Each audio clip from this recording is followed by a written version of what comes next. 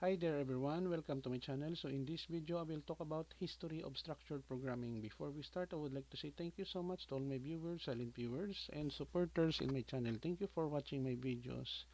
If you are new with my channel and then you like this video, please hit the like button. Don't forget to share and please support my channel guys by clicking the subscribe button. So let's begin. History of structured programming.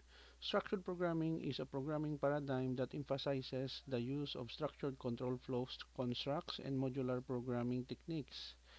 It emerged in the late 1960s as a response to the perceived flaws of unstructured programming, which was prevalent at the time.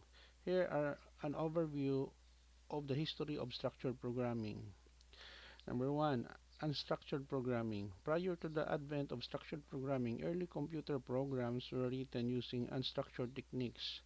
Programs were composed of sequences of instructions and jumps, often implemented using unconditional or conditional branching statements like goto.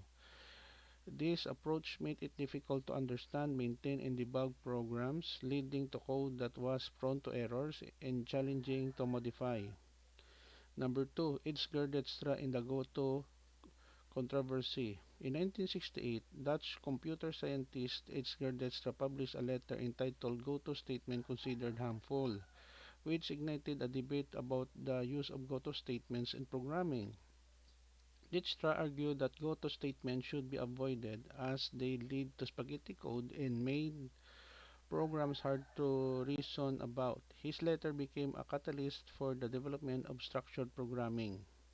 Number three, structured programming principles. Structured programming aimed to bring order and clarity to programming through the use of structured control flow constructs. The key principles included A. Sequence, executing statements in a sequential order. B. Selection, making decisions with if-else and switch statements. C. Iteration, repeating blocks of code using loops like for and while. D. Subroutines, encapsulating blocks of code into modular units often called functions or procedures. Number four, structured programming languages. Several programming languages emerged that supported structured programming principles. One notable language was Algol 60, which incorporated block structures and introduced the if, then, else, and for loops. Later, Pascal and Ada became popular languages that promoted structured programming. C, developed in 1970s, also embraced structured programming concepts while providing low-level control. Number 5, influence of structured programming. The ideas of structured programming had a profound impact on software development practices. The focus on modularization and clear control flow led to improved code readability, maintainability, and reusability. It also facilitated the development of large-scale software systems by allowing multiple programmers to work collaboratively on different modules. 6. Further development. Structured programming principles laid the foundation for subsequent programming paradigms such as object-oriented programming or OOP and procedural programming.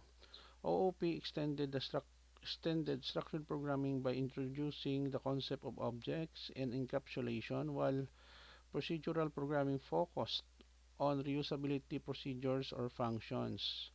Overall, the history of structured programming can be seen as a response to the need for more organized and manageable software development practices.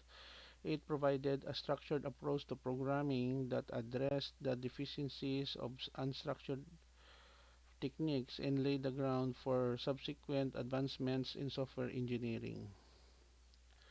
Okay guys, so this is the end of my report on the history of structured programming. Thank you so much for watching. I hope that you have learned something new in this video. Don't forget to like, share, and please support my channel guys if you are new by clicking the subscribe button. See you in the next video tutorial guys. This is your friend Jake saying bye bye for now.